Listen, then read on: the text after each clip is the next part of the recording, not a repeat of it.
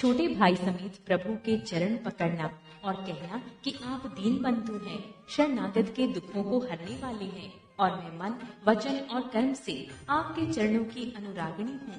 फिर स्वामी, आपने मुझे किस अपराध से त्याग दिया? हाँ, एक दोष मैं अपना अवश्य मानती हूँ कि आपका वियोग होते ही मेरे प्राण नहीं चले गए, किंतु हे नाथ, ये तो नेत्रों का अपराध है जो प्राणों के निकलने में हठपूर्वक बाधा देती है। विरह अग्नि है, शरीर रुई है और श्वास पवन है। इस प्रकार अग्नि और पवन का संयोग होने से ये शरीर क्षण मात्र में जल सकता है, परंतु नेत्र अपने हित के लिए, प्रभु का स्वरूप देखकर सुखी होने के लिए जल आंसू बरसाते हैं, जिससे विरह की आग से भी देह जलने नहीं पाती। सीता जी की विपत्ति बहुत बड़ी है। ये दीन दयालु, ये बिना कही ही अच्छी है कहने से आपको बड़ा क्लेश होगा। हे करुणा निधान, उनका एक एक पल कलम के समान बीतता है, अतः वही प्रभु तुरंत चलिए और अपनी भुजाओं के बल से दुष्टों के दल को जीतकर सीता जी को ले आइए। सीता जी का दुख सुनकर सुख के धाम प्रभु के कमल नेत्रों में जल भर आया और वे बोले, मन, वचन और शरीर से जिसे मेरी ही गति, मेरा ही आश्रय है, उसे क्या स्वप्न में भी विपत्ति हो सकती है? हनुमान जी ने कहा, हे प्रभु, विपत्ति तो वही तभी है जब आपका भजन स्मरण ना हो। हे प्रभु, राक्षसों की बात ही कितनी है, आप शत्रुओं को जीतकर जानकी जी को ले आवेंगे। भगवान कहने लगे, हे हनुमान सुन, तेरे समान मेरा उपकारी देवता, मनुष्य अथवा मुनि कोई भी शरीरधारी नहीं है। मैं तेरा प्रत्युपकार, बदले में उपकार तो क्या करूं? मेरा मन भी तेरे सामने नहीं हो सकता। हे पुत्र सुन, मैंने मन में खूब विचार करके देख लिया कि मैं तुझसे पूर्ण नहीं हो सकता। देवताओं के रक्षक प्रभु बार बार हनुमान जी को देख रहे हैं। नेत्रों में प्रेमाश्रुओं का जल भरा है और शरीर अत्यंत पुलकित है। प्रभु के वचन सुनकर और उनके प्रसन्न मुख तथा पुलकित अंगों को देखकर हनुमान जी हर्षित हो गए और प्रेम में विकल होकर, हे भगवान, मेरी रक्षा करो, रक्षा करो कहते हुए श्री राम जी के चरणों में गिर पड़े। प्रभु उनको बार बार उठाना चाहते हैं, परंतु प्रेम में डूबे हुए हनुमान जी को चरणों से उठना सुहाता नहीं। प्रभु का कर कमल हनुमान जी के सिर पर है। उस स्थिति का स्मरण करके शिव जी प्रेम मग्न हो गए। फिर मन को सावधान करके शंकर जी अत्यंत सुंदर कथा कहने लगे। हनुमान जी को उठाकर प्रभु ने हृदय से लगाया और हाथ पकड़कर अत्यंत निकट बैठा लिया। हे हनुमान, बताओ तो, रावण के द्वारा सुरक्षित लंका और उसके बड़े बांके किले को तुमने किस तरह जलाया? हनुमान जी ने प्रभु को प्रसन्न जाना और वे अभिमान रहित वचन बोले, बंदर का बस यही बड़ा पुरुषार्थ है कि वो एक डाल से दूसरी डाल पर चला जाता है। मैंने जो समुद्र लांघ कर सोने का नगर जलाया और राक्षस गढ़ को मारकर अशोक वन को उजाड़ डाला, ये सब तो हे श्री रघुनाथ जी आप ही का प्रताप है। हे नाथ, इसमें मेरी प्रभुता बड़ाई कुछ भी नहीं है। हे प्रभु, जिस पर आप प्रसन्न हो उसके लिए कुछ भी कठिन नहीं है। आपके प्रभाव से रुई, जो स्वयं बहुत जल्दी जल जाने वाली वस्तु है, बड़वानल को निश्चय ही जला सकती है, अर्थात असंभव भी संभव हो सकता है। हे नाथ, मुझे अत्यंत सुख देने वाली अपनी निश्चल भक्ति कृपा करके दीजिए। हनुमान जी की अत्यंत सरल वाणी सुनकर, हे भवानी, तब प्रभु श्री रामचंद्र जी ने एवमस्तु, ऐसा ही हो कहा। हे उमा, जिसने श्री राम जी का स्वभाव जान लिया, उसे भजन छोड़कर दूसरी बात ही नहीं सुहाती। ये स्वामी सेवक का संवाद जिसके हृदय में आ गया, वही श्री रघुनाथ जी के चरणों की भक्ति पा गया। प्रभु के वचन सुनकर बानरगढ़ कहने लगे, कृपालु आनंद कर श्री राम जी की जय हो, जय हो, जय हो। तब श्री रघुनाथ जी ने कपिराज सुग्रीव को बुलाया और कहा, चलने की तैयारी करो। अब विलंब किस कारण किया जाए? वानरों को तुरंत आज्ञा दो। भगवान की ये लीला रावण वध की तैयारी देखकर बहुत से फूल बरसाकर और हर्षित होकर देवता आकाश से अपने अपने लोगों को चले। वानरराज सुग्रीव ने शीघ्र ही वानरों को बुलाया। सेनापतियों के समूह आ गए। वानर भालुओं के झुंड अनेक रंगों के हैं और उनमें अतुलनीय बल है। वे प्रभु के चरण कमलों में सिर नवाते हैं। महान बलवान रीछ और वानर गरज रहे हैं। श्री राम जी ने वानरों की सारी सेना देखी, तब कमल नेत्रों से कृपा पूर्वक उनकी ओर दृष्टि डाली। राम कृपा का बल पाकर श्रेष्ठ वानर मानो पंख वाले बड़े पर्वत हो गए। तब श्री राम जी ने हर्षित होकर प्रस्थान कूच किया। अनेक सुंदर और शुभ शकुन हुए, जिनकी कीर्ति सब मंगलों से पूर्ण है। उनके प्रस्थान के समय शकुन होना ये नीति है, लीला की मर्यादा है। प्रभु का प्रस्थान जानकी जी ने भी जान लिया। उनके बाएं अंग धड़क धड़क कर मानो कह देते थे कि श्री राम जी आ रहे हैं। जानकी जी को जो जो शकुन होते थे वही वही रावण के लिए अपशकुन हुए। सीना चली उसका वर्णन कौन कर सकता है। असंख्य वानर और भालू गर्जना कर रहे हैं।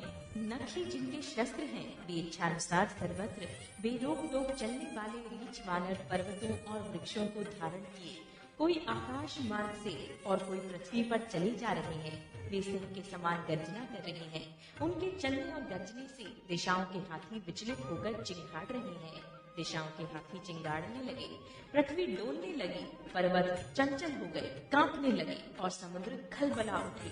गंधर्व, देवता, मुनि, नाग, किन्नर सबके सब मन में हर्षित हुए कि अब हमारे दुख टल गए। अनेकों करोड़ भयानक वानर योद्धा कटकटा रहे हैं और करोड़ों ही दौड़ रहे हैं। प्रबल प्रताप कौशलनाथ श्री रामचंद्र जी की जय हो, ऐसा पुकारते हुए वे उनके गुण समूहों को गा रहे हैं। उदार, परम श्रेष्ठ एवं महान सर्वराज शेष जी भी सेना का बोझ नहीं सह सकते।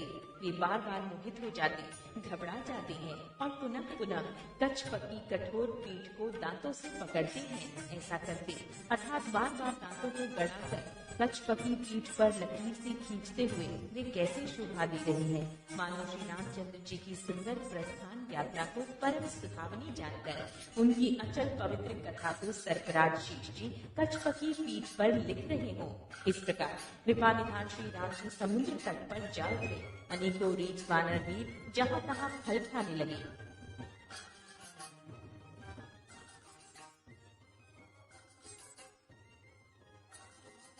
वहां लंका में जब से हनुमान जी लंका को जलाकर गए तब से राक्षस भयभीत रहने लगे। अपने अपने घरों में सब विचार करते हैं कि अब राक्षस कुल की रक्षा का कोई उपाय नहीं है जिसके द्वारा दूत का बल वर्णन नहीं किया जा सकता। उसके स्वयं नगर में आने पर कौन भलाई है। हम लोगों की बड़ी बुरी दशा होगी। दूतियों से नगर वासियों के वचन सुनकर मंदोदरी बहुत ही व्याकुल हो गई।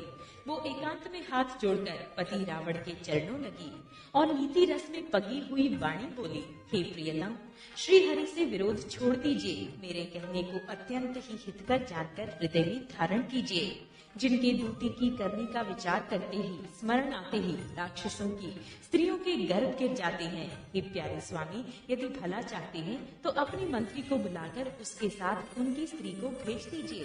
सीता आपके कुल रूपी कमलों के वन को दुख देने वाली जाड़े की रात्रि के समान आई है। हे नाथ, सुनिए, सीता को दिए लौटाए बिना शंभु और ब्रह्मा के किए भी आपका भला नहीं हो सकता। श्री राम जी के मान सर्पों के समूह के समान है और राक्षसों के समूह मीटर के समान। जब तक वे इन्हें ग्रस नहीं लेते, निकल नहीं जाते, तब तक हट छोड़कर उपाय कर लीजिए। मूर्ख और जगत प्रसिद्ध अभिमानी रावण प्राणों से उसकी वाणी सुनकर खूब हंसा और बोला, स्त्रियों का स्वभाव सचमुच ही बहुत डरपोक होता है। मंगल में भी भय करती हो। तुम्हारा मन हृदय बहुत ही कच्चा कमजोर है। यदि वानरों की सेना आवेगी तो बेचारे राक्षस उसे खाकर अपना जीवन निर्वाह करेंगे। लोकपाल भी जिसके डर से कांपते हैं उसकी स्त्री डरती हो, ये बड़ी हंसी की बात है। रावण ने ऐसा कहकर हंसकर उसे हृदय से लगा लिया और ममता बढ़ाकर अधिक स्नेह दर्शाकर वो सभा में चला गया। मंदोदरी हृदय में चिंता करने लगी कि पति पर विधाता प्रतिकूल हो गए। ज्यों ही वो सभा में जाकर बैठा, उसने ऐसी खबर पाई कि शत्रु की सारी सेना समुद्र के उस पार आ गई है। उसने मंत्रियों से पूछा कि उचित सलाह कहिए, अब क्या करना चाहिए। तब वे सब हंसे और बोले कि चुप किए रहिए, इसमें सलाह की कौन सी बात है। आपने देवताओं और राक्षसों को जीत लिया, तब तो कुछ श्रम ही नहीं हुआ, फिर मनुष्य और वानर किस गिनती में है। मंत्री, वैद्य और गुरु ये तीन यदि अप्रसन्नता के भय या लाभ की आशा से हित की बात न कहकर प्रिय बोलते हैं, ठकुर सुहाती कहने लगते हैं, तो क्रमशः राज्य, शरीर और धर्म इन तीन का शीघ्र ही नाश हो जाता है। रावण के लिए भी वही सहायता संयोग आ बनी है। मंत्री उसे सुना सुनाकर मुंह पर स्तुति करते हैं। इसी समय अवसर जानकर विभीषण जी आए।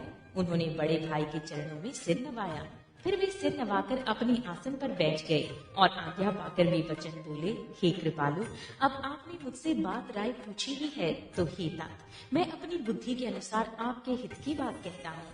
जो मनुष्य अपना कल्याण, सुंदर, यश, सुबुद्धि, शुभ गति और नाना प्रकार के सुख चाहता हो, वो हे स्वामी, पर स्त्री के ललाट को चौथे के चंद्रमा की तरह त्याग दे, अर्थात जैसे लोग चौथे के चंद्रमा को नहीं देखते, उसी प्रकार पर स्त्री का मुख ही न देखे। 14 भुवनों का एक ही स्वामी हो, वो भी जीवों से वैर करके ठहर नहीं सकता, नष्ट हो जाता है। जो मनुष्य गुणों का समुद्र और चतुर हो, उसे चाहे थोड़ा भी लाभ क्यों न हो, तो भी कोई भला नहीं कहता।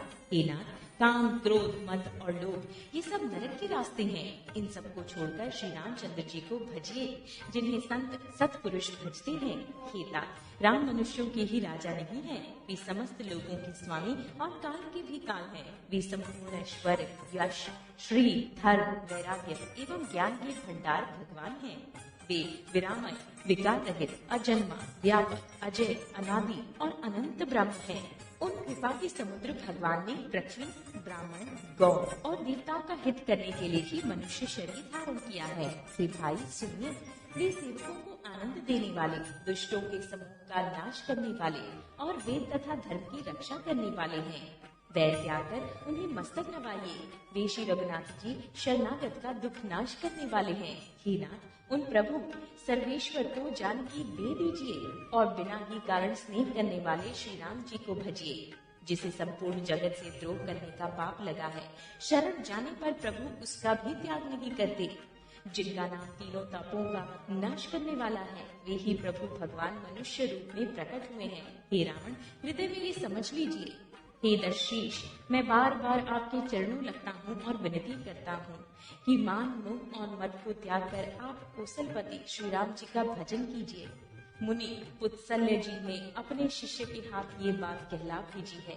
हे तात, सुंदर अवसर पाकर मैंने तुरंत ही वो बात प्रभु आपसे कह दी। माल्यवान नाम का एक बहुत ही बुद्धिमान मंत्री था।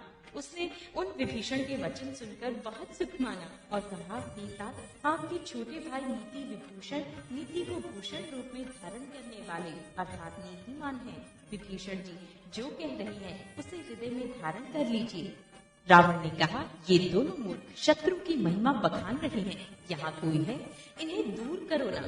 तब माल्यवान तो घर लौट गया और विभीषण जी हाथ जोड़कर फिर कहने लगे, हे नाथ, पुराण और वेद ऐसा कहते हैं कि सुबुद्धि, अच्छी बुद्धि और कुबुद्धि, खोटी बुद्धि सबके हृदय में रहती है। जहाँ सुबुद्धि है, वहाँ नाना प्रकार की संपदाएं, सुख की स्थिति रहती है, और जहाँ कुबुद्धि है, वहाँ परिणाम में विपत्ति, दुख रहती है। आपके हृदय में उल्टी बुद्धि आ बसी है, इसी से आप हित को अहित और शत्रु को मित्र मान रहे हैं। जो राक्षस कुल के लिए काल रात्रि के समान है, उन सीता पर आपकी बड़ी प्रीति है। हे तात, मैं चरण पकड़कर आपसे भीख मांगता हूँ, विनती करता हूँ कि आप मेरा दुलार रखिए। मुझ बालक के आग्रह को स्नेह पूर्वक स्वीकार कीजिए। श्री राम जी को सीता जी दे दीजिए, जिसमें आपका अहित ना हो। विभीषण ने पंडितों, पुराणों और वेदों द्वारा सम्मत अनुमोदित वाणी से नीति बखान कर कही, पर उसे सुनते ही रावण क्रोधित होकर उठा और बोला कि रे दुष्ट, अब मृत्यु तेरे निकट आ गई है। अरे मूर्ख, तू जीता तो है, सदा मेरे जियाला हुआ अर्थात मेरे ही अन्न से पल रहा है, पर हे मूढ़, पक्ष तुझे शत्रु का ही अच्छा लगता है। अरे दुष्ट, बता ना, जगत में ऐसा कौन है जिसे मैंने अपनी भुजाओं के बल से न जीता हो।